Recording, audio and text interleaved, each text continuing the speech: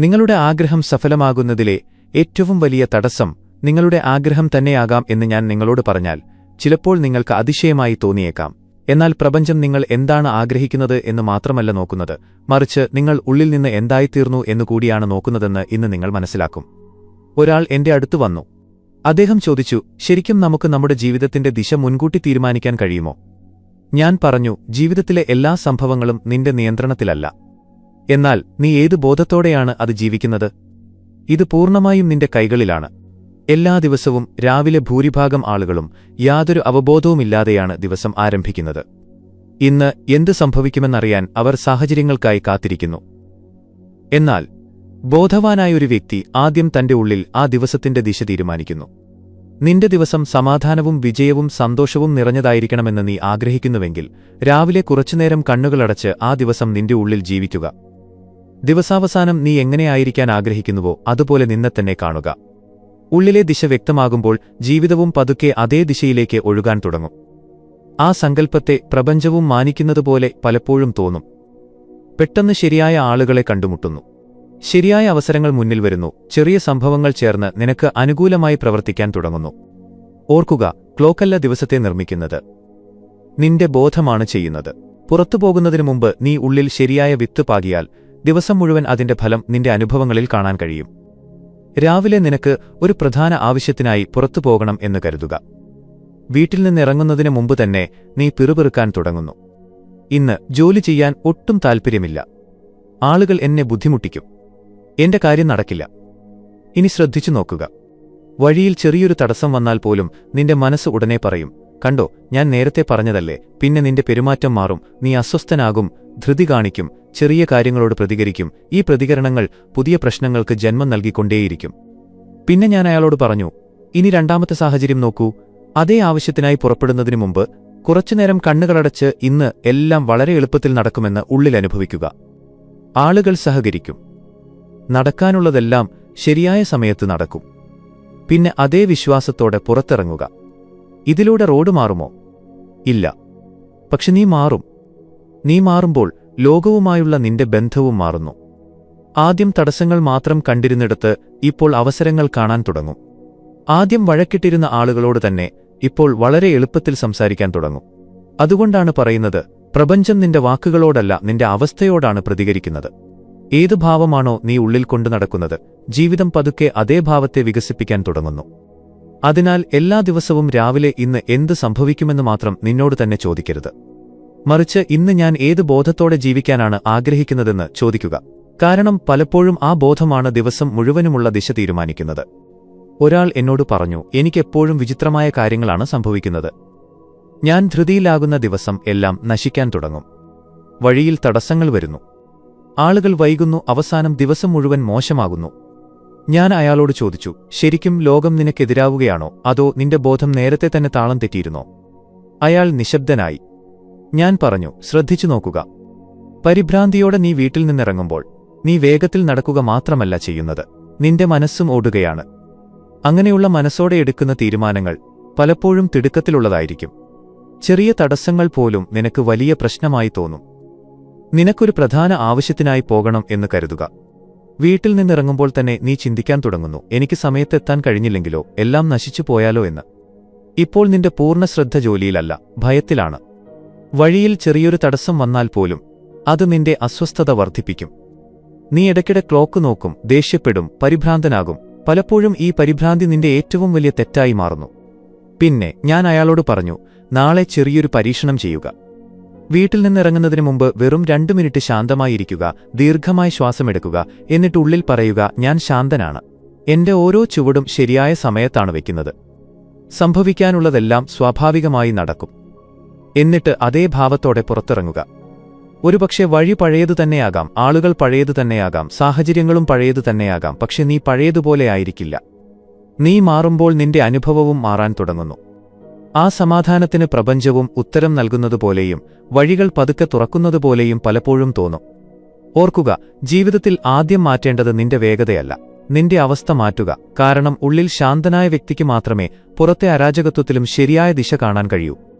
ഇന്നത്തെ മനുഷ്യൻ സമയത്തിന് പിന്നാലെ ഓടുകയാണ്, സമയം അവനെ മറികടന്നു പോയതുപോലെ. ഓരോ രണ്ടാമത്തെ വ്യക്തിയുടെ വായിൽ നിന്നും കേൾക്കുന്നത് ഒരൊറ്റ കാര്യമാണ്: എനിക്ക് സമയമില്ല. എന്നാൽ അല്പം നിന്നു നോക്കൂ. ശരിക്കും സമയം കുറവാണോ, അതോ ഇതൊരു ശീലമായി മാറിയതാണോ? എനിക്ക് സമയമില്ല എന്ന് നീ വീണ്ടും വീണ്ടും പറയുമ്പോൾ പതുക്കെ നിന്റെ പൂർണ്ണ മനസ്സും അതേ വിശ്വാസത്തിൽ ജീവിക്കാൻ തുടങ്ങുന്നു. പിന്നെ എല്ലാ കാര്യങ്ങളും തിടുക്കത്തിൽ നടക്കാൻ തുടങ്ങുന്നു. ഭക്ഷണം വേഗത്തിൽ, സംസാരം വേഗത്തിൽ, തീരുമാനങ്ങളും വേഗത്തിൽ.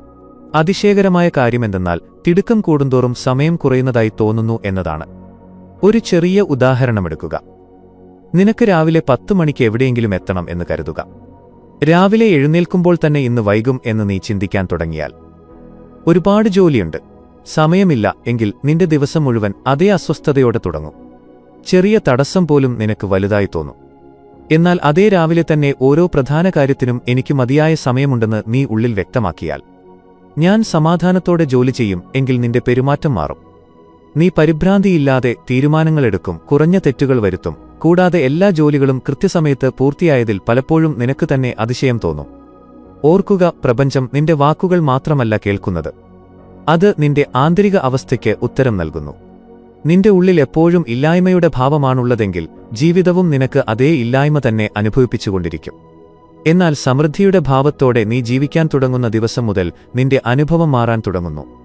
അതിനാൽ അടുത്ത തവണ എനിക്ക് സമയമില്ല എന്ന് പറയരുത്. നിന്റെ മനസ്സിന് പുതിയൊരു സന്ദേശം നൽകുക: എന്റെ എല്ലാ ആവശ്യങ്ങൾക്കും എനിക്ക് മതിയായ സമയമുണ്ട്. പലപ്പോഴും മാറ്റം ആരംഭിക്കുന്നത് ക്ലോക്ക് മാറ്റുന്നതിലൂടെയല്ല, ചിന്ത മാറ്റുന്നതിലൂടെയാണ്.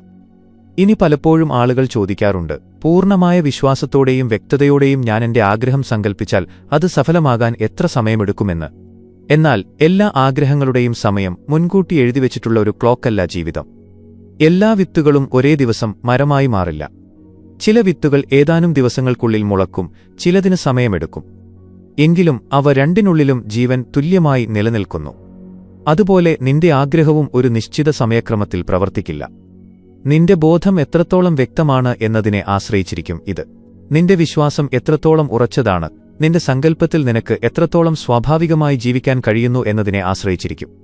ഉള്ളിൽ വീണ്ടും വീണ്ടും സംശയം ജനിക്കുമ്പോൾ മനസ്സ് സ്വയം അതിന്റെ ദിശ മാറ്റുന്നു. എന്നാൽ ക്ഷമയോടെ നീ നിന്റെ അവസ്ഥയിൽ ഉറച്ചുനിൽക്കുമ്പോൾ പ്രപഞ്ചവും പതുക്കെ സാഹചര്യങ്ങളെ അതേ ദിശയിൽ ക്രമീകരിക്കുന്നതുപോലെ പലപ്പോഴും തോന്നും. അതിനാൽ സമയം എണ്ണരുത്, നിന്റെ ബോധത്തെ നന്നാക്കുക. കാരണം ആഗ്രഹം സഫലമാകുന്നതിന്റെ രഹസ്യം ക്ലോക്കിലല്ല, നിന്റെ ആന്തരിക അവസ്ഥയിലാണ് മറഞ്ഞിരിക്കുന്നത്. നമ്മൾ സമയത്തെ ഒരു നേർരേഖയായിട്ടാണ് കാണുന്നത്. ആദ്യം ഭൂതകാലം, പിന്നെ വർത്തമാനകാലം, അതിനുശേഷം ഭാവി. എന്നാൽ ജീവിതം ഒരുപക്ഷെ അത്ര ലളിതമല്ല. നമ്മുടെ ഇന്ദ്രിയങ്ങൾ അനുഭവിക്കുന്നതുപോലെയല്ല സമയം എന്ന് ചില ശാസ്ത്രജ്ഞരും സൂചന നൽകിയിട്ടുണ്ട്. അതിനാൽ ഭാവി എന്നത് അകലെയിരിക്കുന്ന ഒന്നല്ല, മറിച്ച് ഈ നിമിഷം നിന്റെ ഉള്ളിൽ ജനിക്കുന്ന ഒരു സാധ്യതയാണെന്ന് പല തത്വചിന്തകരും പറയുന്നു. അതുകൊണ്ടാണ് നീ നിന്റെ ബോധത്തെ മാറ്റുമ്പോൾ നിന്റെ വർത്തമാനകാലത്തെ മാത്രമല്ല മാറ്റുന്നത്, നിന്റെ വരാനിരിക്കുന്ന അനുഭവങ്ങളുടെ ദിശയും നീ മാറ്റാൻ തുടങ്ങുന്നു. നിനക്കെന്താകണമോ അതേ വ്യക്തിയെപ്പോലെ നീ എല്ലാ ദിവസവും ജീവിക്കുകയാണെങ്കിൽ പതുക്കെ ജീവിതവും അതേ ദിശയിലേക്ക് ഒഴുകാൻ തുടങ്ങും. നിന്നെ നിന്റെ ലക്ഷ്യസ്ഥാനത്തേക്ക് കൊണ്ടുപോകുന്ന സാഹചര്യങ്ങളെ പ്രപഞ്ചം നേരത്തെ തന്നെ കൂട്ടിച്ചേർക്കുന്നതുപോലെ പലപ്പോഴും തോന്നും. അതിനാൽ ഭാവിക്കായി കാത്തിരിക്കരുത്. ഏത് ബോധത്തോടെയാണോ നിന്റെ ഭാവി ജീവിക്കാൻ നീ ആഗ്രഹിക്കുന്നത് അതിന് ഇന്ന് തന്നെ നിന്റെ ഉള്ളിൽ ഇടം നൽകുക. കാരണം മാറ്റം എപ്പോഴും ഈ നിമിഷത്തിൽ നിന്നാണ് തുടങ്ങുന്നത്. മനസ്സ് വീണ്ടും വീണ്ടും അതിന്റെ ദിശ മാറ്റുമ്പോൾ നമ്മുടെ ബോധത്തിനും ഉറച്ചു നിൽക്കാൻ കഴിയില്ല. പ്രപഞ്ചത്തെ പറഞ്ഞു മനസ്സിലാക്കേണ്ട ആവശ്യമില്ല. നിന്റെ ചിന്തകളും നിന്റെ വികാരങ്ങളും നിന്റെ വിശ്വാസവും ഒരേ ദിശയിൽ നിൽക്കുന്ന ദിവസം നിന്റെ ഉള്ളിൽ വലിയൊരു മാറ്റം സംഭവിക്കുന്നു. ആ സാധ്യതയുമായി നീ ഒരേ താളത്തിലായതുപോലെ തോന്നും. ഈ ആന്തരിക താളം രൂപപ്പെടുമ്പോൾ ജീവിതവും പതുക്കെ അതിന് ഉത്തരം നൽകാൻ തുടങ്ങും. അവസരങ്ങൾ കാണാൻ തുടങ്ങുന്നു. ശരിയായ തീരുമാനങ്ങൾ എടുക്കുന്നത് എളുപ്പമാകുന്നു. നീ തന്നെ നിന്റെ ഉള്ളിൽ വ്യക്തതയുള്ളവനാകുക എന്നതാണ് ആവശ്യം. നിന്റെ ചിന്തകളും നിന്റെ വികാരങ്ങളും നിന്റെ വിശ്വാസവും ഒരേ ദിശയിൽ നിൽക്കുന്ന ദിവസം നിന്റെ ഉള്ളിൽ വലിയൊരു മാറ്റം സംഭവിക്കുന്നു. ആ സാധ്യതയുമായി നീ ഒരേ താളത്തിലായതുപോലെ തോന്നും.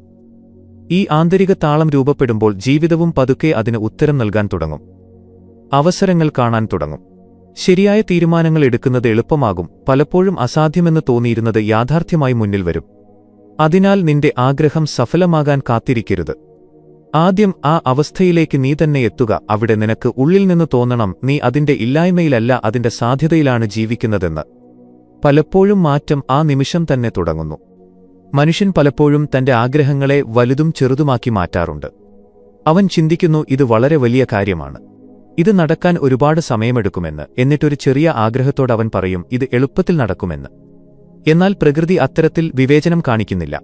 ഒരു ചെറിയ വിത്ത് ഭൂമിക്കടിയിൽ മുളയ്ക്കുമ്പോൾ മരമാകാൻ എത്ര സമയമെടുക്കുമെന്നത് അത് ചിന്തിക്കുന്നില്ല. അത് അതിന്റെ സ്വഭാവമനുസരിച്ച് മാത്രം വളരുന്നു. പൂവ് വിരിയാൻ കഷ്ടപ്പെടുന്നില്ല. നദി ഒഴുകാൻ സമ്മർദ്ദമെടുക്കുന്നില്ല. ജീവിതം അതിന്റെ താളത്തിൽ സഞ്ചരിക്കുന്നു.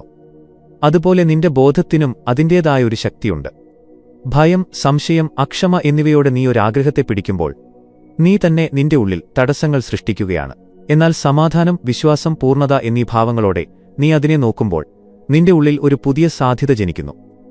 പലപ്പോഴും താമസം ആഗ്രഹത്തിലല്ല ഉണ്ടാകുന്നത്, നമ്മുടെ ആന്തരിക അവസ്ഥയിലാണ്. ഇത് ബുദ്ധിമുട്ടാണ്, ഇത് അകലെയാണ്, ഇതെനിക്ക് സാധ്യമല്ല എന്ന് നമ്മൾ തന്നെ പറയുന്നു. എന്നിട്ട് അതേ ചിന്തകൾ നമ്മുടെ പരിമിതിയായി മാറുന്നു. അതിനാൽ നിന്റെ ആഗ്രഹങ്ങളെ വലിപ്പം വെച്ച് അളക്കരുത്. ജീവിതത്തിന് ഒരു സ്വപ്നവും വലുതോ ചെറുതോ അല്ല. പ്രധാനപ്പെട്ട കാര്യം ഏത് ബോധത്തോടെയാണ് നീ അതിനൊപ്പം നിൽക്കുന്നത് എന്നതാണ്. ഉള്ളിൽ വ്യക്തതയും വിശ്വാസവും ജനിക്കുമ്പോൾ പ്രപഞ്ചവും അതേ ദിശയിൽ വഴികൾ തുറക്കുന്നതുപോലെ അനുഭവപ്പെടും. മനുഷ്യൻ പലപ്പോഴും തന്റെ ആഗ്രഹങ്ങളെ അവയുടെ വലിപ്പത്തിന്റെ അടിസ്ഥാനത്തിൽ തരംതിരിക്കുന്നു. ചെറിയ കാര്യങ്ങൾ എളുപ്പത്തിൽ ലഭിക്കുമെന്ന് അവൻ ചിന്തിക്കുന്നു. എന്നാൽ വലിയ കാര്യങ്ങൾക്ക് ഒരുപാട് കഷ്ടപ്പാടും ഒരുപാട് സമയവും ആവശ്യമാണ്. എന്നാൽ ഈ പരിമിതി പ്രപഞ്ചത്തിന്റേതല്ല, നമ്മുടെ ചിന്തയുടേതാണ്. പ്രകൃതി ചെറുതും വലുതുമായ വ്യത്യാസങ്ങളോടെ പ്രവർത്തിക്കുന്നില്ല. ഒരു വലിയ മരത്തിന് ജന്മം നൽകുന്ന അതേ ജീവശക്തി കൊണ്ടാണ് ഒരു ചെറിയ വിത്തും വളരുന്നത്. വ്യത്യാസം നമ്മൾ നോക്കുന്ന രീതിയിൽ മാത്രമാണ്. നീ ഏതെങ്കിലും ഒരു ആഗ്രഹത്തെ അസാധ്യമെന്ന് കരുതുമ്പോൾ നിന്റെ മനസ്സു തന്നെ അതിനും നിനക്കും ഇടയിൽ അകലം സൃഷ്ടിക്കുന്നു. എന്നാൽ അതിനെ ഒരു സ്വാഭാവിക സാധ്യതയായി നീ അംഗീകരിക്കുമ്പോൾ നിന്റെ ബോധം അതേ ദിശയിൽ തുറക്കാൻ തുടങ്ങുന്നു. അതിനൊപ്പം നിന്റെ ഉള്ളിൽ സംശയം കുറവായതുകൊണ്ട് പലപ്പോഴും ചെറിയൊരാഗ്രഹം വേഗം നടക്കുന്നത് കാണാം.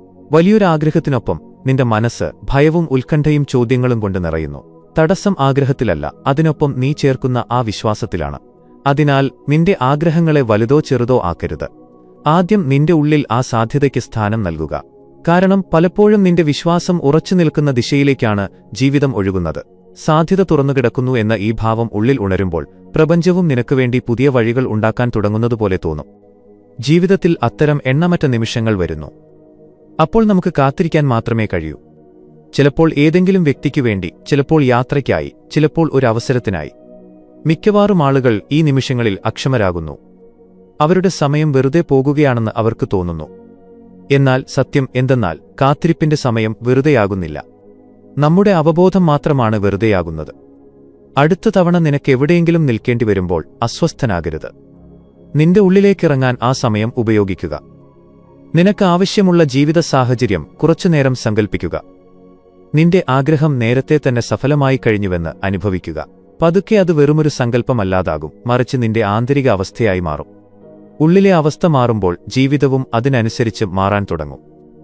പ്രപഞ്ചം നിനക്കുവേണ്ടി നേരത്തെ തന്നെ വഴികൾ തയ്യാറാക്കുന്നതുപോലെ പലപ്പോഴും തോന്നും. അതിനാൽ കാത്തിരിപ്പിനെ വെറും സമയമായി കരുതരുത്. ആ നിമിഷങ്ങൾക്ക് നിന്റെ ഭാവിയുടെ വിത്ത് പാകാൻ കഴിയും. കാത്തിരിപ്പിലും ബോധവാനായിരിക്കാൻ പഠിക്കുന്ന വ്യക്തിക്ക് ജീവിതത്തിലെ ഒരു നിമിഷവും വെറുതെയാകില്ല. പലപ്പോഴും സ്വന്തം ബോധത്തിന്റെ ശക്തി മനസ്സിലാക്കാൻ ഒരു വലിയ ആഗ്രഹത്തിൽ നിന്ന് തന്നെ തുടങ്ങണമെന്നില്ല. ഒരു ചെറിയ അനുഭവത്തിനു പോലും നിന്റെ ഉള്ളിൽ മറഞ്ഞിരിക്കുന്ന സാധ്യതകളെക്കുറിച്ച് നിനക്ക് ബോധം നൽകാൻ കഴിയും.